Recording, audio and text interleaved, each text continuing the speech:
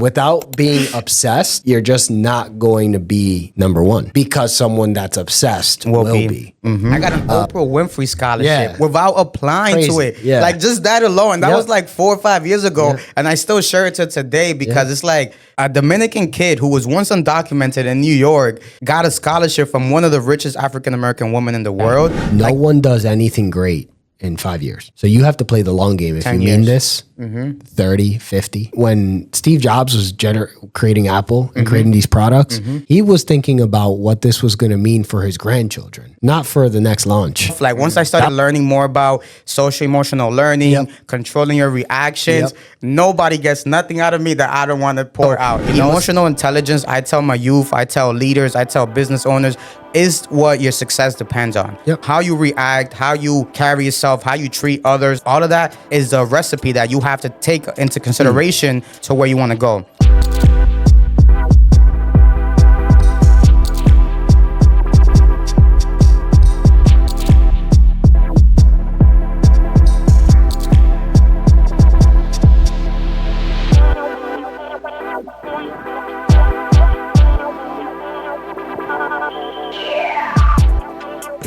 The biggest problem that I see all the time, one of the main reasons I don't like to go on social media is, people see Elon Musk do something like that. And then they're like, oh, I want to do something like that too. They run off with the ideology like, oh, he did it, I could do it. Like, yo, bro, you don't have billions of dollars. You don't have Tesla stock worth fortunes. You don't own SpaceX. That's a private company worth more than Tesla right now.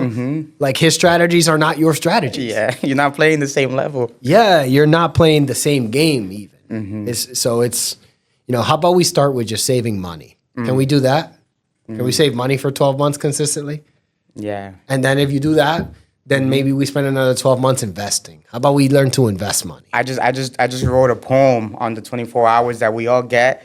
And it's like around that, like, what if we spend like our first X amount, 250,000 hours just laughing, meeting people, loving, and then locked in for like 85,000 hours just grinding, saving, all of that, how different life would be structured. Because I feel like every day we're chasing our dreams, our deadlines, our meetings, our tasks. But it's like, what are we chasing for real? Like, like we're kind of like racing against each other, everybody at each capacity. What if like life was structured differently? Like, I'm getting more creative.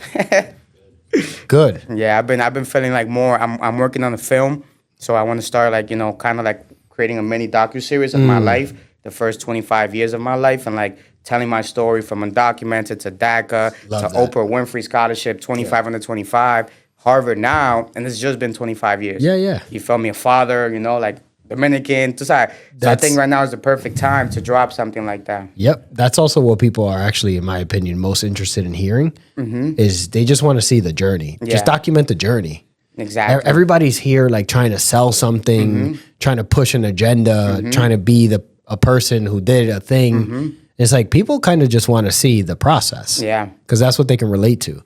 But that's the most important thing. So like our platform, our technology that we're actually building is to show the process. When you go on LinkedIn, you don't know what goals I'm working on. You don't even know that I'm Dominican unless I tell you I'm Dominican. So our platform is really going to be based more around cultural, data, also like, the process, the journey, like what goals you're working on, what awards you have accumulated, what events are you attending, who's in your network, but like how are you connected to them for real? Because it's all about who you know, but who do they know? Yep. And how do you leverage each other and build an ecosystem where you're all living and building sustainability. That's good because it's about time we have a social media platform that does something good. And that's the thing, bro. I'm tackling it not from a social media standpoint because people's stigma on social media, but tackling it from an educational and health well-being standpoint where what is our biggest investments? Is our kids' education, our kids' health.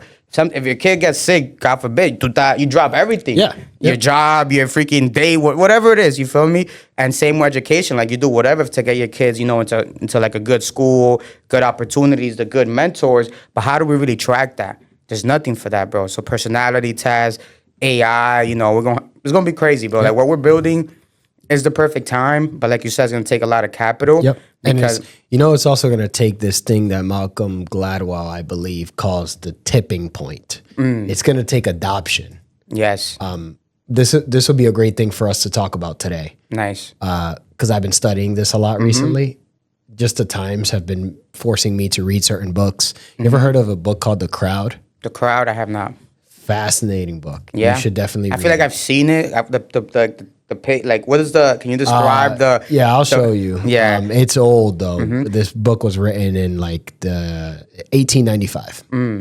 Wow. So maybe not. History repeats itself, you know, like a lot of those, ideologies that worked once. Yeah, I've seen it for sure. I was like, that's what I was seeing. Yeah. I haven't read it though. Very interesting book. Okay. Love-hate kind of book because Hitler, Adolf Hitler once claimed that it was something that he used as inspiration. Oh, so, wow. Yeah. But it is the fundamental book written back then on crowd psychology. On how people really just do what people tend to do. Well, a lot of us are followers. Look at the guy with the Saratoga water and the dumping water. Everybody's doing it now. Now everybody's documenting their process because it's not just what he's doing, but it's the fact that he's showing what he's doing, the time frame. Yeah. And then of course including marketing and being creative, But it's like everybody's doing it now. Everybody's getting funny with it. So that's dope, bro. I like that. Yep. We're going to talk about that. You have to, Malcolm Gladwell, Simon Sinek, these are names I want you to hear. Yeah. And go read because they are the best speakers on this concept of the tipping point. And I know I sent you guys last time the tech stack, but right now we actually have like the platform, like the MVP almost ready. Oh, so sick. I want to show you guys this after that, bro. It's going to be incredible, bro. And I don't know if you guys heard of the term human performance. Oh, yeah. Like you're talking like Superman stuff, cognitive abilities. Yeah, all that. Yeah. The Rise of Superman. I forget his name, but he's the one. He coined the term flow, the state of flow.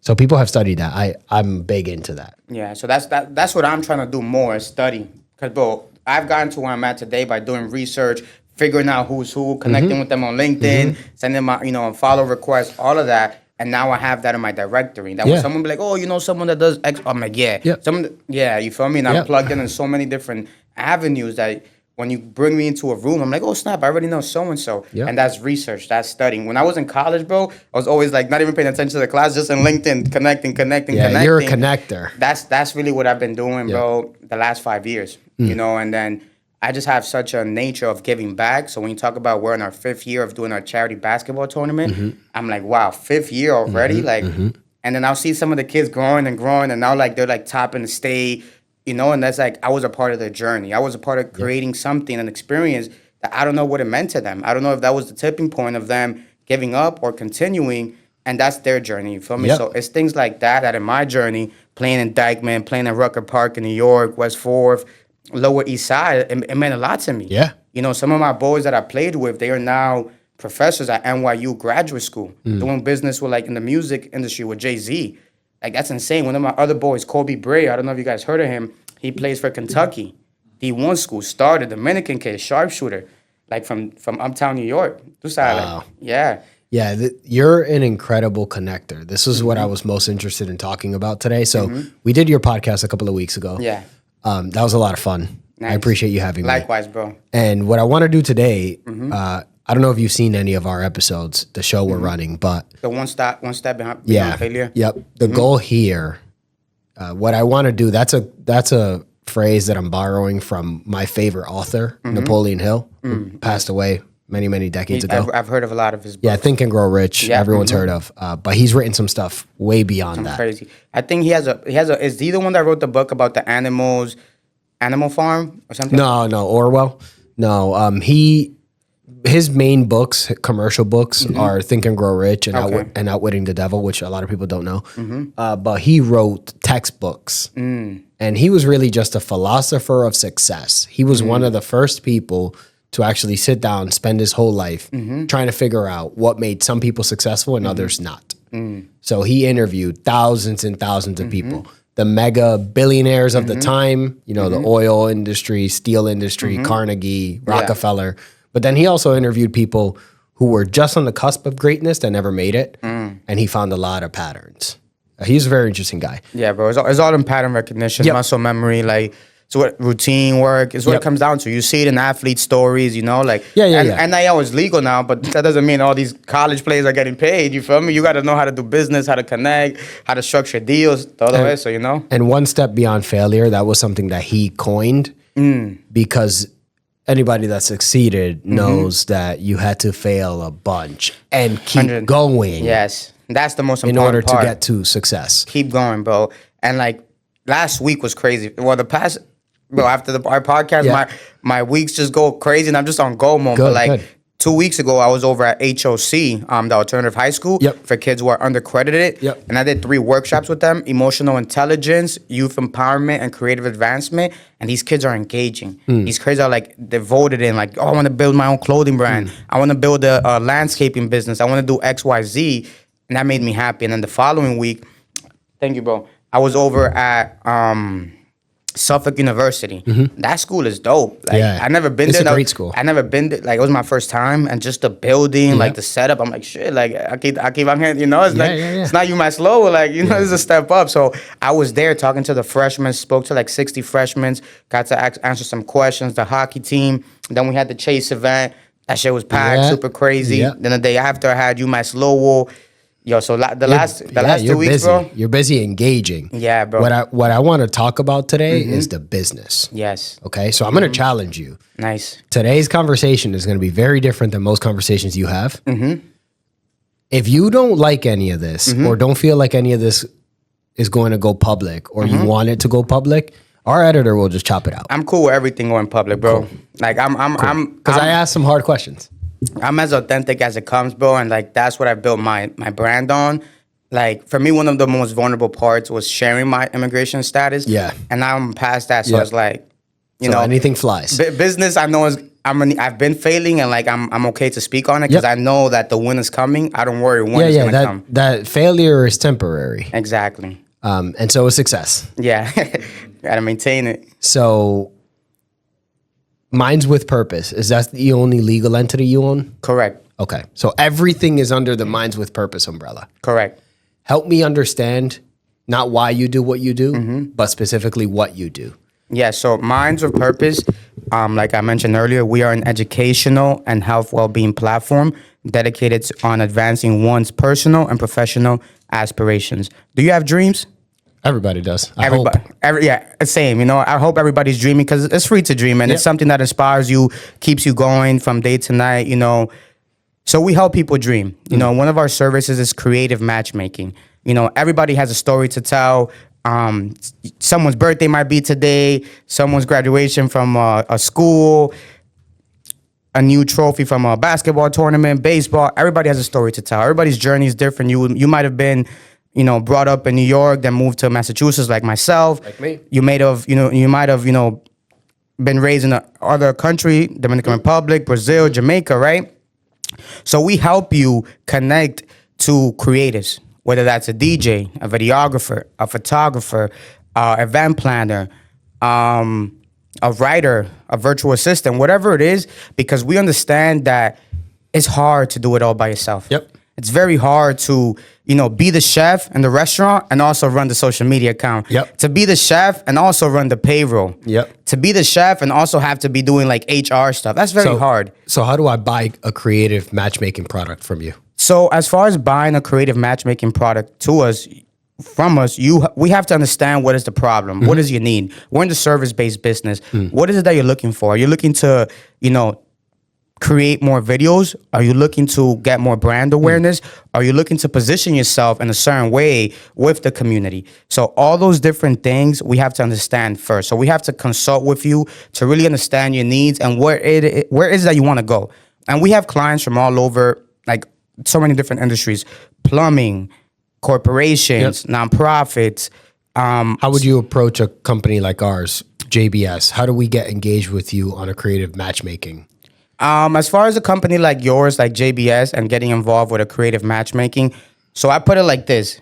Yes, you guys may know already creatives who are your own clients or from personal networks, but the strategy is what we offer. That value, that reach that we have within our Minds of Purpose network and community is what makes us different. Because there's videographers everywhere. There's photographers everywhere that do freelance. There's a whole bunch of other marketing companies that do great work. And those companies are our partners because we also outsource them for other big projects as we need. Because we don't do the exact work, but we outsource. We're the community. We're the connector. So a company like yours will come to us like, we're trying to expand in the city of Lynn, in the city of Brockton, and Lowell. How can we do that? So we would understand your needs and then pair you up with creatives in those cities. Because we understand that it's all about that direct connection that's more powerful versus just that cold one. Big question for you. And remember, I'm a finance person. Correct. So I can appreciate all the things that you're talking about. We're going to tie it back to the why. And I've done this a little over 3,500 times now. Oh, wow. With different businesses. Yes. Who pays for this service, the creative or the client? Who pays for the connection? Both. They both pay for the service. Why?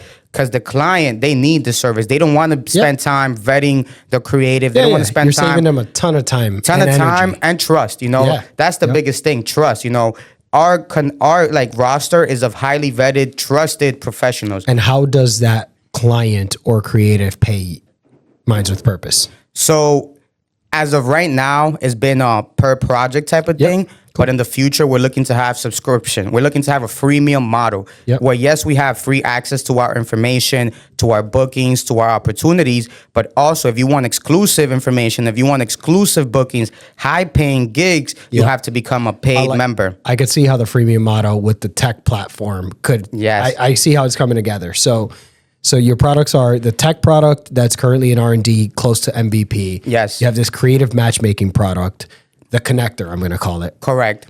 What else? So we also have our own workshops, you know, so workforce development is very important to me. Education is very important to me. I've been blessed to, you know, get an Oprah Winfrey Scholarship to go to UMass Lowell. I've been blessed with the opportunity to become a teacher's assistant at Harvard's Continuing of Education School, not working with college students, but with executives all over the world, Germany, Brazil, Africa, like crazy. Like people, like we're taking the class and it's in the morning time for us and it's like 2 a.m. for them and they're there on the class, you know, dedicated. That means a lot to me. So our workshops, I was fortunate enough to get the opportunity to facilitate my first workshops with a program called Sueños Basketball. Oh yeah. Which is a basketball program. And, you know, I'm there speaking with the kids and they're like, you know, freshmen at the time, some sophomores. And now I see them in Chipotle behind me and they like look like LeBron James, you know? And like they just won the state chip. So shout out to them. But those kids still reach out to me. Like, and that's the work we do doesn't just stay when we do it. So it's building that lasting impact. So those workshops, you know, like I mentioned, started off with Sueños, then got the opportunity to bring it to UTech, which is a way bigger nonprofit that serves with the highest youth at risk in our area. And the biggest areas, umbrellas of workshops are workforce development. So how do we get people to find ways to train, to get different jobs, to build more opportunities, and then also on the education side? So those workshops, our curriculum is based on 5 pillars that I felt like have gotten me to where I'm at today. So I feel like it's my ideology, my methodology. And the first one that changed my life, bro, emotional intelligence. Oh yeah. OMG, bro. Like that stuff, like once I started learning more about social emotional learning, controlling your reactions, nobody gets nothing out of me that I don't want to pour out, you know? So emotional intelligence, I tell my youth, I tell leaders, I tell business owners, is what your success depends on. You know, how you react, how you carry yourself, how you treat others, like all of that is a recipe that you have to take into consideration to where you want to go. I'm going to challenge you, Harry, because I know that you're extremely passionate about this work, but I need you to talk to me not as a person who's going to buy a product from you, and this may be new to you, but as a person who you're trying to get on the board of the company or to invest capital in you. Got it. Okay? We're not looking for, and this is not how I normally do this, but I think this is going to benefit you dramatically. 100%. This is a new muscle I want you to develop. I want you to be clear, concise, direct with product. Let's say you had a minute max to answer each of my questions. You have to be very methodical about, you know, I have a tech product We are a connector. We are a trainer. I have a 5-pillar curriculum that I leverage. These are the 5 pillars. Boom, boom. Now, I appreciate you for that, bro. And like I told you, like I can see. I love this type of stuff because that's been my issue for the past 5 years. That I articulate too much at times, and the passion overflows. And it's not a problem. It just depends on the setting. So depending on the setting that you're in. Exactly. Yep. And right now, what I want, you could see how I dissect these things, right? Exactly. And I'm going to bring it back full circle to tell you what I think your business is. Because a business is a fluid object. It is not ever one thing. Correct. It's just what it is right now. Exactly. And I love to know about where it came from, which I got from our conversation last time. And now I kind of want to start seeing where it's going, but I need the data. Correct. So the 5 pillars are EQ, financial literacy, digital literacy, creative advancement, and empowerment. Explain creative advancement to me. Creative advancement. Have you ever done an event or been to an event? Yep. How did you feel? Depends on the event. Correct. Have you ever taken pictures and been in front of a camera? Yeah, don't love that. Exactly, but it challenges you. Absolutely. So being a creative, standing out, finding your value proposition helps you along the lines, you know. And when I speak in front of, you know, hundreds of people, I ask them to raise their hand if they're a creative. And some people who are confident, those singers, music people, might raise their hand. But I'm like, no, we're all creatives in this room. All of you guys raise your hand because I asked them, is a barber a creative? They'll be like, yeah. Is a chef a creative? Yeah, a tattoo, you know. So yeah. That's what creative advancement is all about. Prop. You got to teach people, how do you learn your value proposition in the marketplace? Because if you don't know that, no one's going to pay you well. Exactly. And you have to be unique. You have to stand out. Is it that you speak 3 languages? Is it that you're able to public speak like myself? Is it that you're good at spoken poetry? Is it good at, you know? Those are good pillars. Yeah. And the empowerment, is that a confidence factor? Tell me about empowerment. Empowerment is exactly that, bro. It's a confidence factor. And it's all about community building too. Like, treat others how you want to be treated. Got it. And really, like, it's possible. You have to fail in order to get there. So building around that, because what the school teaches you, if you fail, you get an F, it's not good. You're the bad kid. You got to go somewhere else. But life teaches you the exact opposite. If you fail and keep on failing, you're trying, you're putting in effort, and you're progressing. That's value creation. That's a lot of people struggle with that one. A lot of people, not just youth, all around. Yeah, yep. Actually, one of the biggest side effects that I've gotten, one of the biggest remarks that surprised me that I've gotten from even some of my clients who did this podcast was the confidence that we give them in understanding their numbers. Is a lot of people have been running businesses for a long time, but they're just like running their business out of their bank account. Yeah. What's coming in, what's going out. They don't know how to look at financial statements. They don't know how to project out data. And we've given them a lot of confidence. Yeah, and I know a lot of business owners who have multiple business, you know, making a ton of money, that's still hard for them. So it's not about how much money you make. Nope. You know, it's all about those habits and, you know, that confidence to like speak on it. And my experience has been the more money you make, the harder it is to manage. We started this conversation, and I wrote this down, discussing the issue that is asset management. We all struggle to manage our finite assets. I borrowed this philosophy when I was in my early 20s from a woman named Paula Pant, who I respect and appreciate so much. She runs the Afford Anything podcast and affordanything.com. She's a writer. Nice. And what I love about it is the way that she said it. You know, everybody worries about how they manage their money. And we all know most people are bad managers of their money. But that's the least of your worries. What you should be more focused on is how you're managing your time, your focus, your energy, your attention, your health.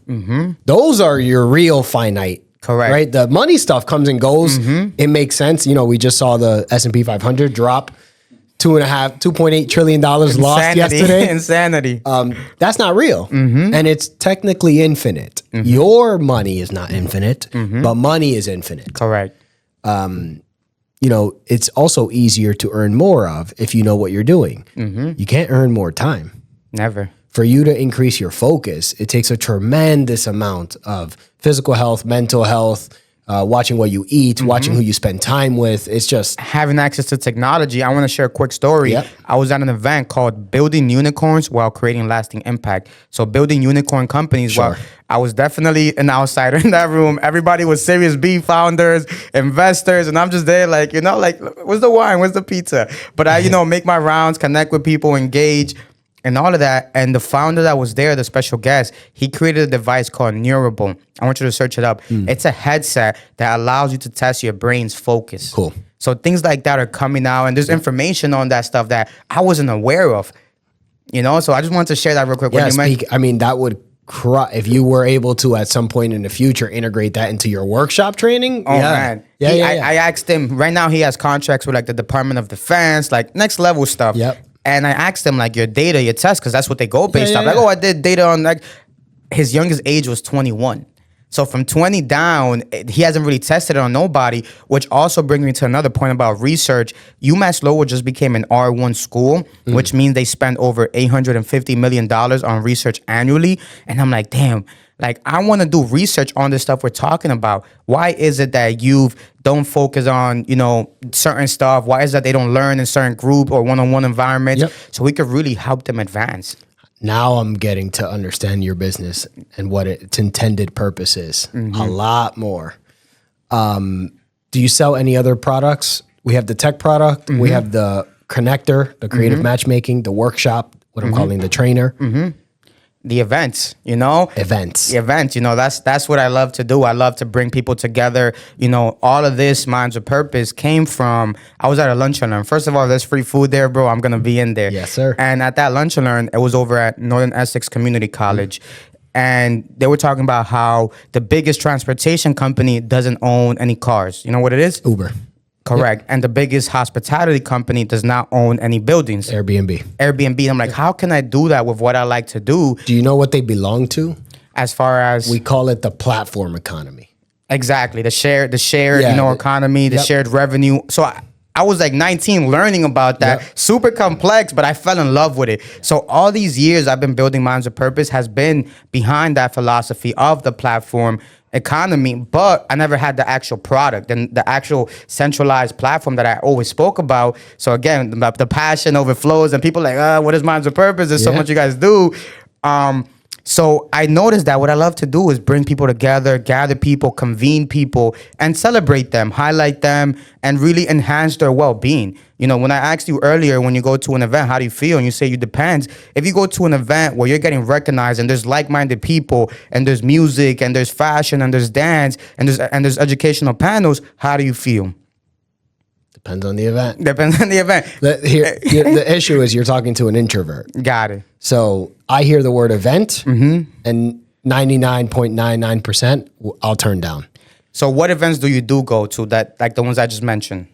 I go to an event where I am speaking and I feel passionate to the people I'm speaking to. So for example, JBS is going to be hosting the YMCA's annual event next week. April 16th, I think it is. The 10th? Or the 12th? Yeah. Something like that. Yeah. Next week. I'll be there. Yeah. It's coming up. I'll be there too. I'm speaking. Nice. And when I was, when Joe came to me and asked me like, hey, do you want to, one, sponsor my event? So it's like, ka-ching. Yeah. And two, speak, because I was an Adelante youth. So when I was growing up, I did the Adelante YMCA after school program. And they've been trying to find, it's an Adelante program. And they've been trying to find people and they haven't. So he took me to lunch, we chatted. And when he asked me like, after we got through the money stuff, would you want to speak? And I was like, well, who am I talking to? That's what it is. Has to make sense for you. And when he told me that it was the youth that's actually being recognized for the first time, this is new for the event. It's an annual event that's been happening forever. Yeah. But the youth are going to get awards. They're going to kind of graduate from the Adelante program. We're going to hear their stories. And I was like, oh, I get to talk to them? Yeah, sign me up. Boom. So for me, it's just about value. I could see the things that make you come alive. I'd be happy to chat about the things that make me come alive. For sure. It's things like that. And we're on the same page because all those stuff you're mentioning is what I'm in real life, doing day after day. Yeah. We currently have an intern with Minds of Purpose who's the person that is the youth director for the Adelante program. Want to know how we met? We hosted an event, the Minds of Purpose Festival in the Lawrence Public Library. We had over 1,000 attendees. Amazing. Over 3 days. We had executive directors on the panel from Lynn, from Brockton, from Salem, doing, because we're all about, cross promoting. You know, you might have resources over there that you can bring over here, and vice versa. So we met that young lady at that event, and she brought the whole Adelante, you know, team, the whole youth to our event, and they loved it. Yeah. You know, and after that, she got involved with our company, and she's been helping out with our newsletters. She just got into the YMCA of the USA Youth Committee in Lawrence. So when you talk about the Adelante program, you know, those are the kids we're trying to, you know, advance their education. Those are the kids that we're trying to enhance and amplify their well-being. Because when they go home, their parents are working X amount of jobs. They have, you know, so many ideas and no one to talk to. Because it's hard to find a mentor when you're like 8 to 14 years old. You don't even know what the word mentor means, but you have all these ideas, all these aspirations.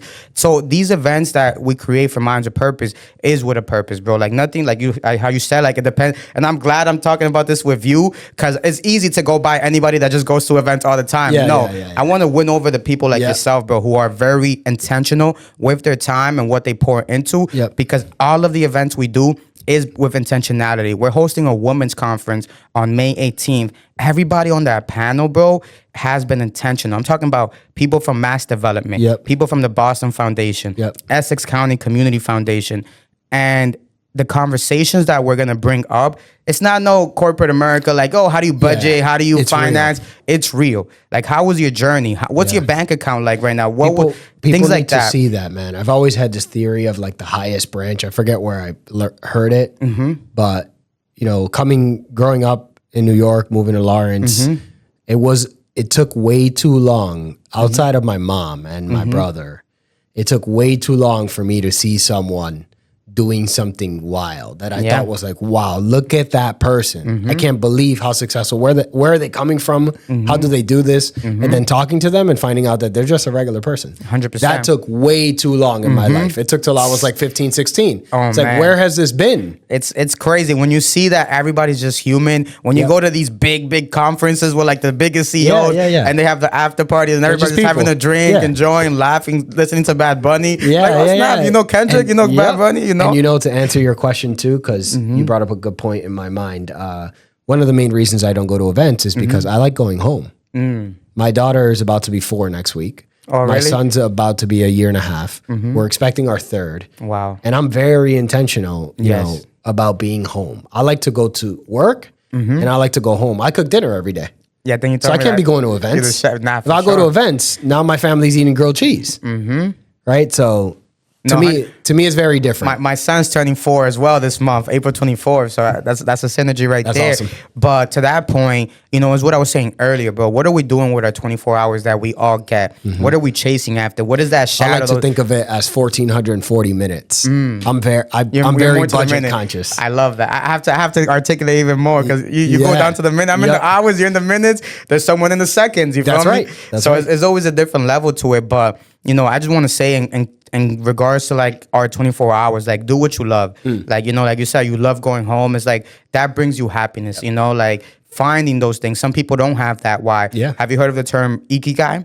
Yeah. That's the reason for Japanese. Being. Yeah. Yep. So it's, you know, those are the terms, philosophy that I've been studying, you know, in my early years that allowed me to be who I am. So like people ask me, how did you start? It's like, I had a why. You know, I knew that it was bigger than me. Like Minds of Purpose is not healthy. It's like, I can erase like myself. Like Minds of Purpose is a need. Like all these cities that we're talking about need a platform like this to grow, to find resources, to share, you know, money with each other, to like, you know, just live life better. Yeah.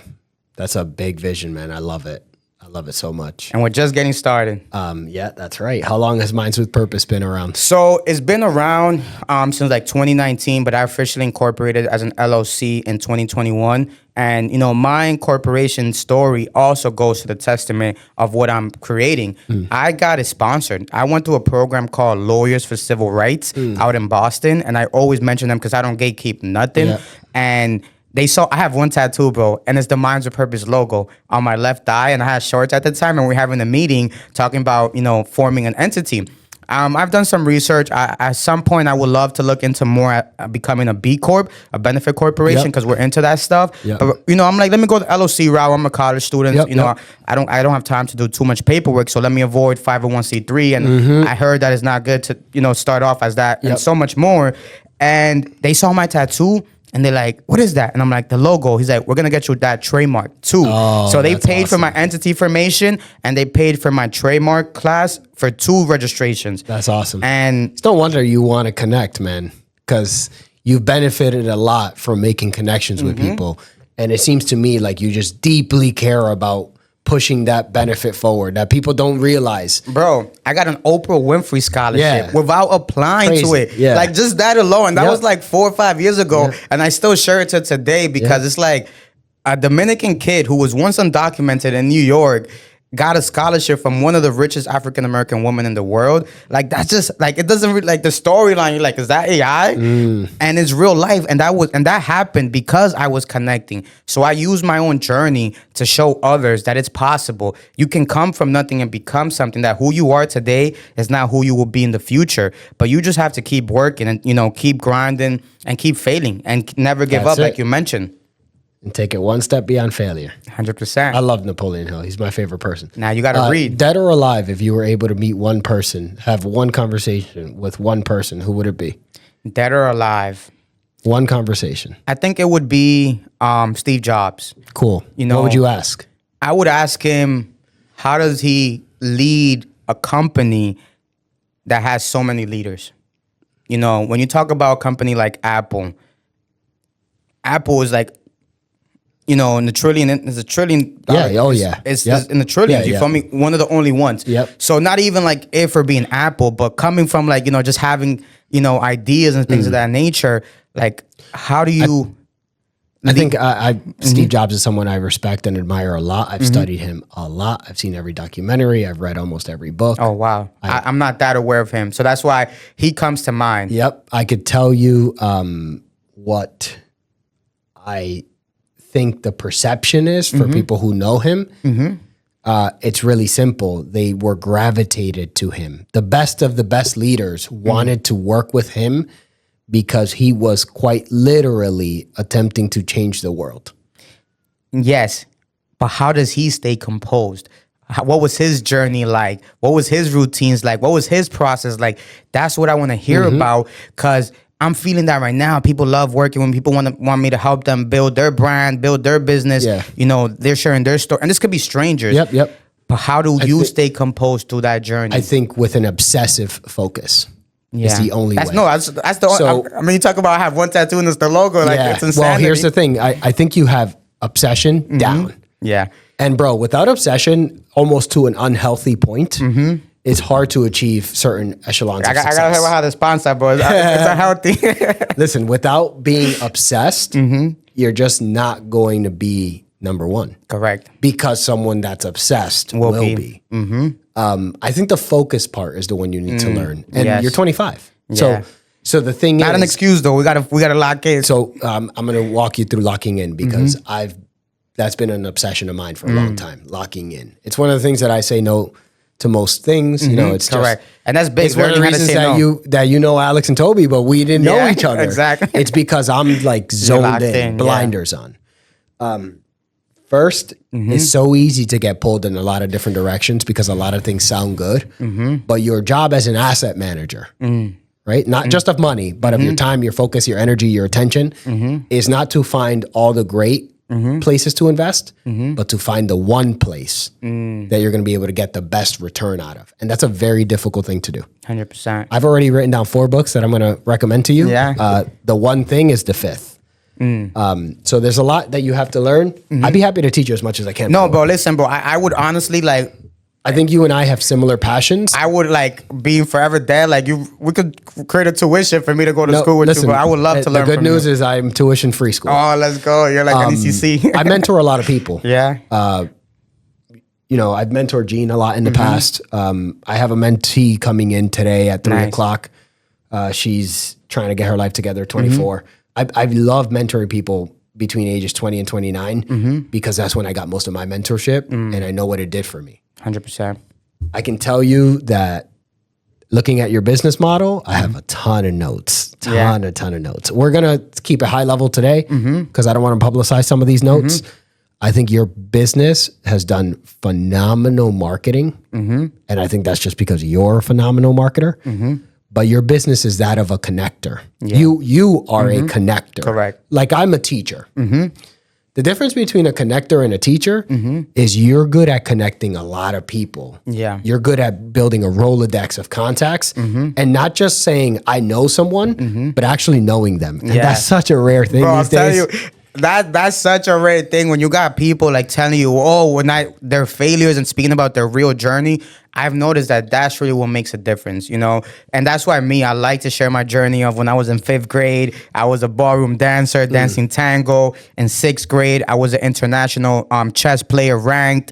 In 8th grade, I'm playing in Dyckman Park, Rucker Park, Lower East Side. So my story along the lines has just been, you know, meant to be, bro. Like, and that's why I'm so confident, because I believe in what's to come. Yeah. So when I know I'm having a dark time or I'm failing in something, I'm like, let's go. It's part of the process. Let's go. But I promise you, not people who know me, I get my happiest when my back is against the wall, because I know I'm about to reach another level that I've never been to, and that once I cross that path, I'm not looking back. Yep. And that's why, like I just told you, the last 2 weeks, bro, I've came across easily 300 to 500 people from Suffolk University, UMass Lowell, the Chase event. And that's just 3 days, bro. Not even my whole week. Yeah, that's crazy. It's insane, bro. You and I have a lot of similar characteristics. Personality-wise, we have a lot of different traits. Yeah. But the things we value, I think, and the things we are focused on are similar. My thing is I just have a deep appreciation for the one-on-one. So that right there, I do as well. And our platform is going to highlight those things. You're better on one-on-ones. You're better in group workshops, because you go on LinkedIn. LinkedIn is not really telling you how to connect with people, or how to advance, you know, how to keep and maintain a connection. We're going to help people actually and be a part of their process. Yeah, there's no education at all. That comes back to you as the trainer, the workshops, the workforce development. I like this, the connector, the trainer. Because you have LinkedIn like learning, and those videos are there. Yeah. But you don't have that in real life piece, bro. And there's no accountability at all. Until there's a person attached to it. So let me break this to you, and it could be public. We're dropping something that's gonna be like an accountability AI. Cool. That's gonna pretty much give you like. Is that the MVP?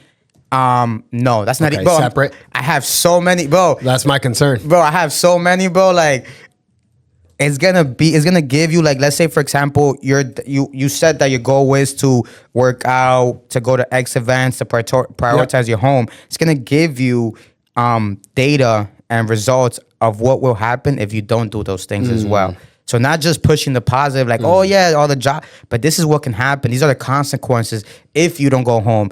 If you don't, you know, go to that event, if you don't work out, this is what can happen to you. And people need that. I think you're absolutely right on the AI integration. We have to find better ways to integrate it to make our lives better. I'll share with you my favorite app of like the last 5 years so far. I just found recently. It's called Cal AI. Have you heard of it? Cal AI, I have not. What is it? It was founded by a couple high school students. Oh, for tracking your calories? For tracking your macros. Yes. Bro, I've on and off. I used to, like back in college, I took this so seriously that I'd like weigh my food out and see how many grams of this and that. So hard to do. This allows me to take a picture of what I'm eating and with like 80% accuracy hit me with my macros. Now imagine if that existed for what you're learning and for what you're doing to enhance your well-being. Yeah.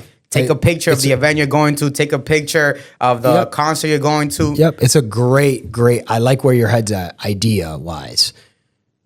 The challenge will be in execution. Yes. You know, I want to hear a little bit about your team. Yes. Who are your core people? Who are you spending the most time with as you're building out these products, you know, connecting, training, PR, events? What does your team look like, your core team? For my team, it's really big on energy, you know, big on energy and workplace culture. You know, I love what you guys have built here, the mentorship you create, the family vibes you create, wanting to see everybody win. It's the same with me. Anybody that comes to my team, whether you're an intern or you're a professional with years of experience, I want you to win and that we believe in you and vice versa, right? So our core, like my core focus is our main videographer. You know, his name is Phil. He's our COO. Phil's job is to really like keep me grounded at times too from all these ideas that I get, you know, and he's like, yo, bro, like, let's stick to this first and then we'll go on to the next. And that's what I need. So I love having him around. And after I met him, I'm like, yo, bro, has been amazing. And his cousin is actually building a financial app, and he's a Mass Challenge ambassador. I would love to connect you with him because I know you guys will click very well. But with Phil, he's in charge of our marketing. He's doing all of our videography stuff. And you say I'm a great marketer, but that is a testament to my team. You know, like I can only do so much with video work, with photo work, and staying on top of posting. Alone. Exactly. So I've always kept that. That's why my name, my brand is so relevant because of the marketing we put out and because we're everywhere. Number 2, business development. I have our team member, Jeremy. He's a real estate investor. He's led many teams he works with like T-Mobile's business accounts, and he's opened up stores and everything. He's really, you know, how do we scale? How do we take Minds of Purpose, what we're doing now, and take it to the next level? How do we lock in contracts with school districts, with Boston Children's Hospitals, with Greater Lawrence Family Health Centers all around, and creating a system that works for that? And then the third aspect of our team, sales and marketing. You know, so I mean, the first one was like more creative and stuff. The last one is like sales and marketing, and there we have a team of mostly females because I believe females are like great for sales and marketing, and they're in charge of like the community outreach, community engagement, attending events, you know, spreading the word of Minds of Purpose, and you know, doing more work on social media, sharing love, and all of that stuff as well. And who leads that team? That team is being led by someone who's like, she also works like in the insurance field, like, you know, leading like, you know, insurance agents. So that's led by her, you know, and I picked her because I saw how she leads people, and that's what I go for. I go for leaders that want to grow and build other leaders. Like everybody on my team, I'm like, I'm not your boss. We're all just leading each other, but we have to build the next person to become a leader and keep developing. And then we have our tech side, you know, and the person who's building our technology, he's our CTO. You know, and he's won awards, you know, from like science fairs, been to the White House. And him, funny enough, I met him in a party, bro, like years ago when I first came to Lawrence, like lit. And it's funny, like his company that he was working with, they sponsored our festival in September. And now he's building our app, bro. So like the way life works, connecting with people, if nothing happens in a week or 2 weeks or a year or two, you never know what can happen in 3 to 5, bro. That's right. Meeting that guy 5 years ago might be the reason we raised Minds of Purpose $10 million this year because he built us that product. 10 million, that's a big number. That's one of my favorite numbers. Do you know why? 0.4% of all companies that start in the US, 0.4%. 0.4. Get to $10 million in revenue. 0.4, not 1%, 0.4. 0.4. Get to 10 40% of 1% actually ever achieve 10 million in sales. Wow. It's one of the hardest points to get to. No, bro. You said it's a high number. I'm thinking 100 million. I want to be a unicorn company, and I say that like clearly, like dreaming, passionate wise. I've done some research on how to get there. But like I wouldn't be as deep. There's some skills. I don't doubt that you have the talent and more importantly the passion to create a unicorn company. I appreciate that, bro. There are going to be certain things along the way that you have to pick up. Yeah. You know, you're going to have an investor relations person. Right now, it sounds like a lot of your team are compartmentalized and have other things going on. Correct. Eventually, that's not. You're going to have people, and you're going to probably want to recruit these people to say, hey, I need you here full time. Yes. When I started at JBS, I was Alex's brother, his personal financial advisor, and later became their fractional CFO. And all that meant was, hey, Alex, I'm going to give you a couple hours a week of my time. Correct. I'm going to look over your business's financials, and I'm going to give you advice. But I'm running a business. Exactly. And I was a fractional CFO for 2016 to 2020. So and you saw the difference when you went full time. Well, we saw the difference when I was fractional. We went from $600K to $1 million, 4 years. Organic. We didn't raise. We didn't get debt. We didn't raise capital. Same strategy. We just refined. Boom. When I came on, of course. Of course, we saw more. So to your point, yeah, like that's my goal. Like I want to bring on people who have, years of experience doing international affairs, because we don't want to just serve Massachusetts, the USA. I'm thinking there's kids in Brazil who want to be the next, J Balvin. There's kids in DR who want to be the next DJ Adoni. And these are people from cities like Lawrence who go back to other, cultural backgrounds, Jamaica, Burna Boy. How many more kids, out there? And again, I say kids and youth because that's where my passion lies. And, just like you, I love giving back and mentoring.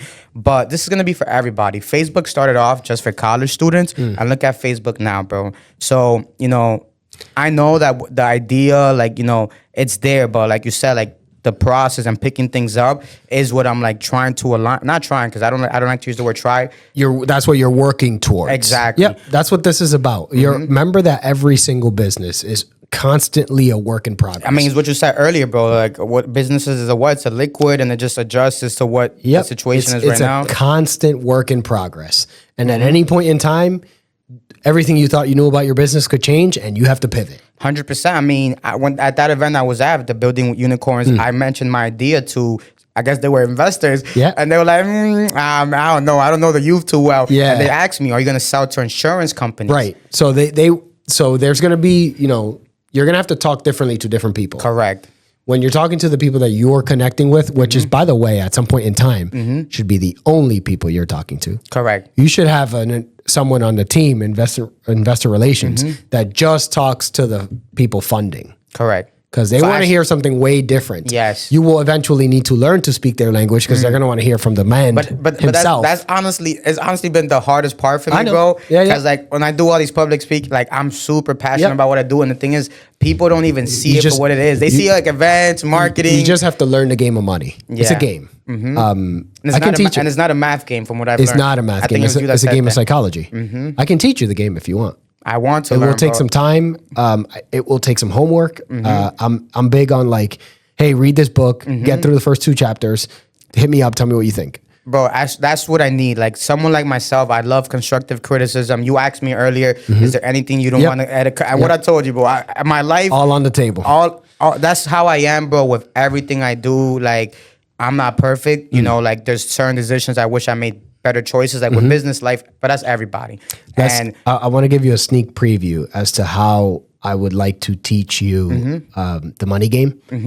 And I'm not going to charge you for this. I appreciate you, bro. The reason I get to do this, by the way, is find young people like you. Actually, you found me. Awesome. To work with young people like you and not charge them for it is because I don't do it a lot.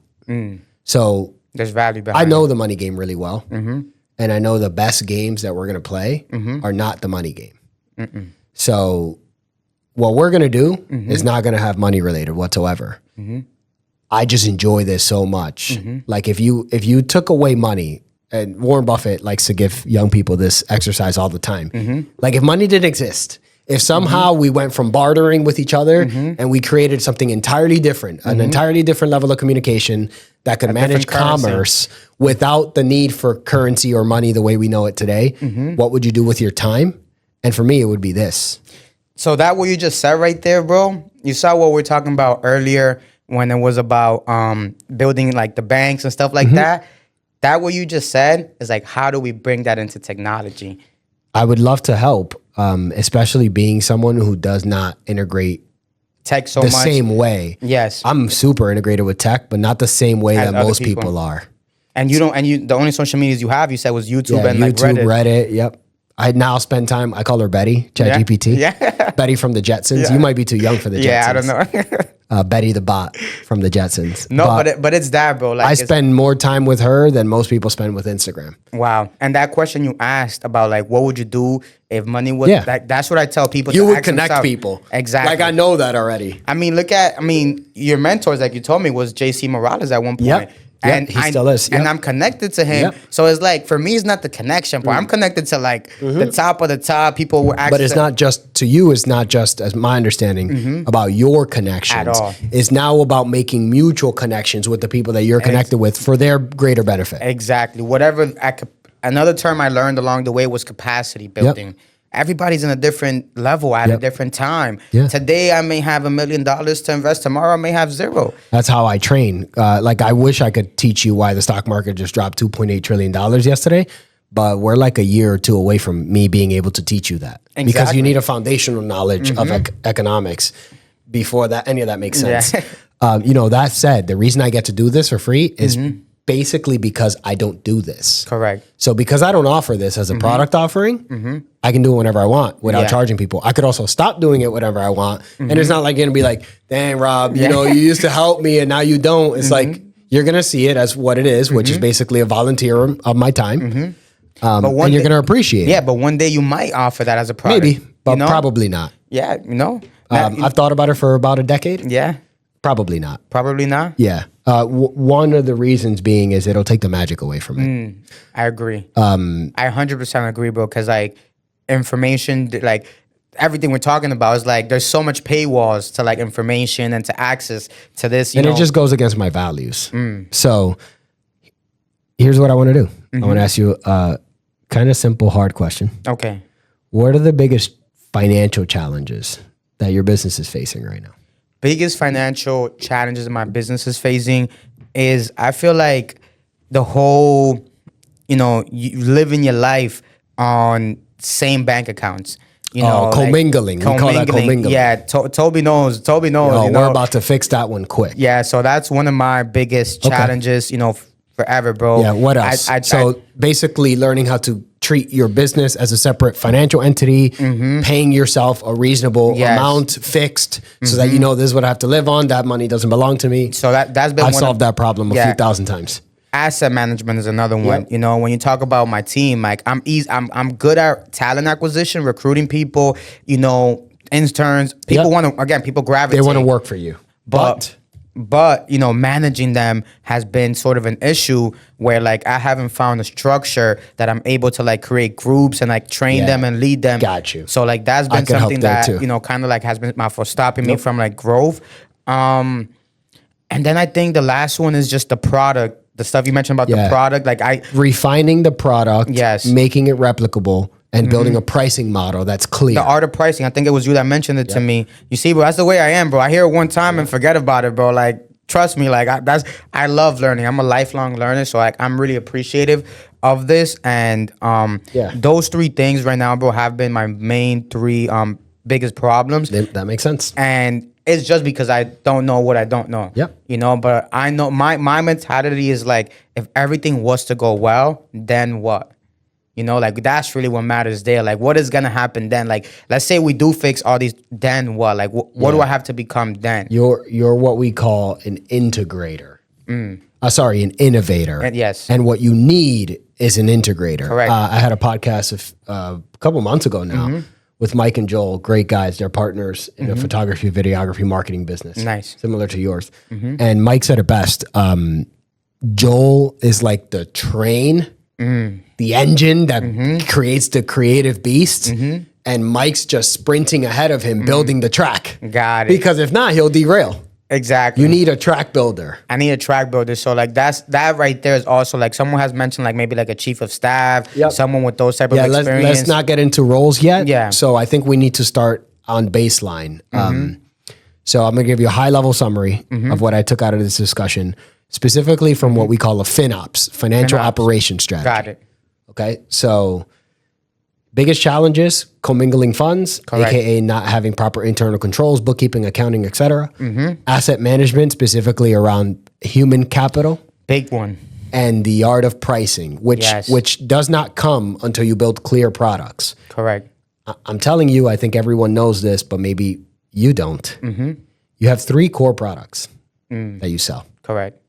The one product, and I think you need to, as a marketing person, get creative around them. Yes. The one product is the product of the connector, right? The creative matchmaking. Correct. I think we need to refine that product a little bit more. I think so, because like the way I kind of deliver that has been through like consulting. Yeah. So I have to There's find not a clear pricing model. I have to find a way that like I'm like that it makes sense, because sometimes I'm like I'm connecting, but it's taking me more hours to do. Yeah, and it's like, and who do I charge? So I'm gonna connect the creative and the client, and they're both gonna benefit from it. How much should I charge the creative? How much? in my opinion, I could see a whole different business model where you build a list of creatives and you really charge them a finder's fee. Yeah. It's like, I'm getting you clients.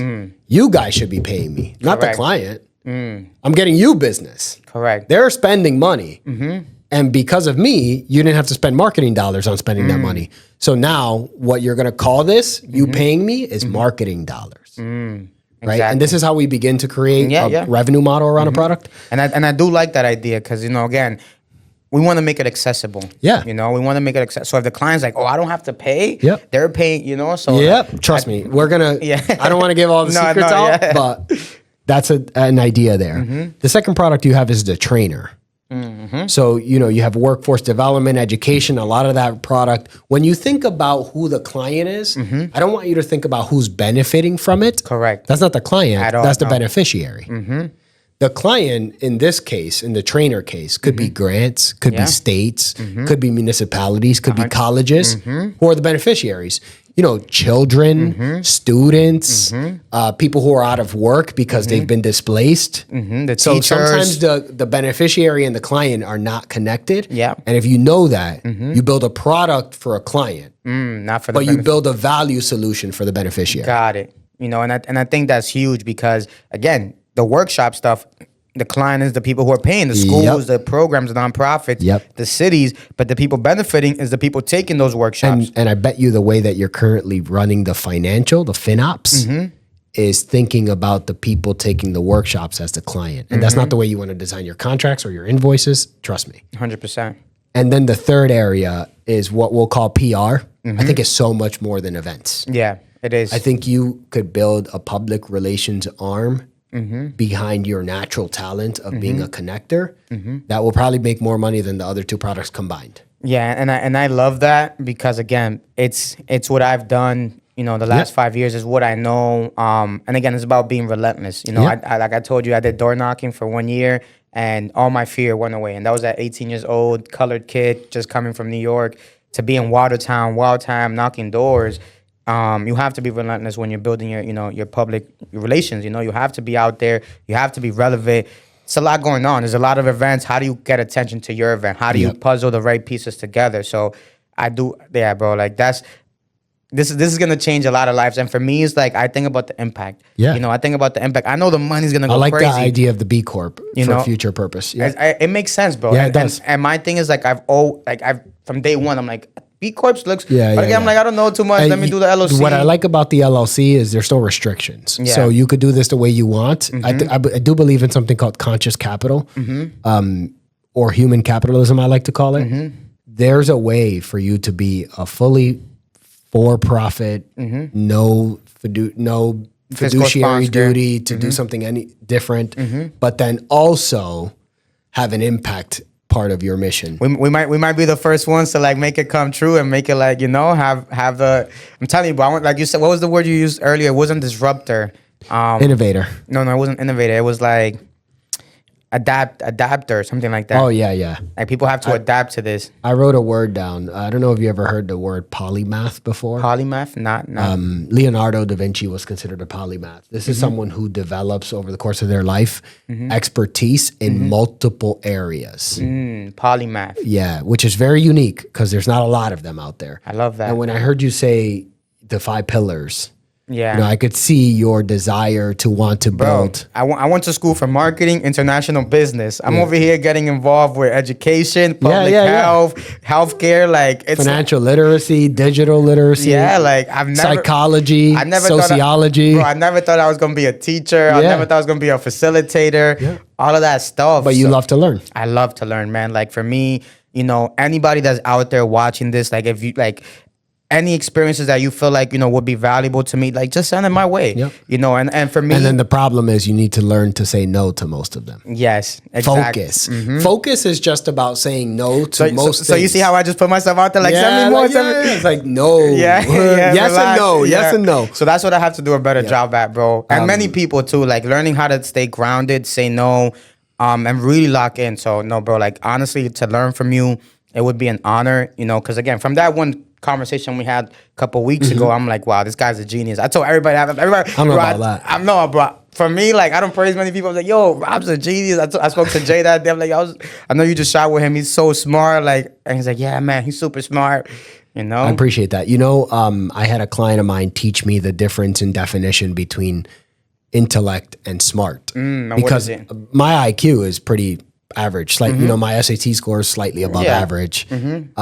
So I used to hate the word smart because every time I heard someone say to someone else, like, hey, you're so smart, what I heard was them say, I'll never be as smart as you. I just hear people like put these barriers up, like, damn, this person's so smart. And that's why they're, and it's like, well, what about the discipline or the hard work or the focus? Don't take away from someone's all of this stuff just because you think that they're smart, especially if you're using the wrong definition. And I was using the wrong definition. When I heard smart, I heard intellectual, I heard IQ. And my client, who also happens to be a PhD in psychology, specifically cognitive psychology between ages 0 and 5. Oh, wow. She was like, no, that's wrong. A smart person is someone who can learn quickly. Someone who you don't have to put, you could show them a brand new subject, have them ask a couple questions, give them the answers, and then they get it. Boom. And that's very different than IQ. Got it. It's a more flexible skill. It doesn't allow you to go too deep into anything. You're not going to become this mathematician that's writing this chalkboard out equation. So intellect is more of the discipline, the process. Intellect is, think about it like this. Intellect is a mile deep. Smart is an quick inch wide. And urgency.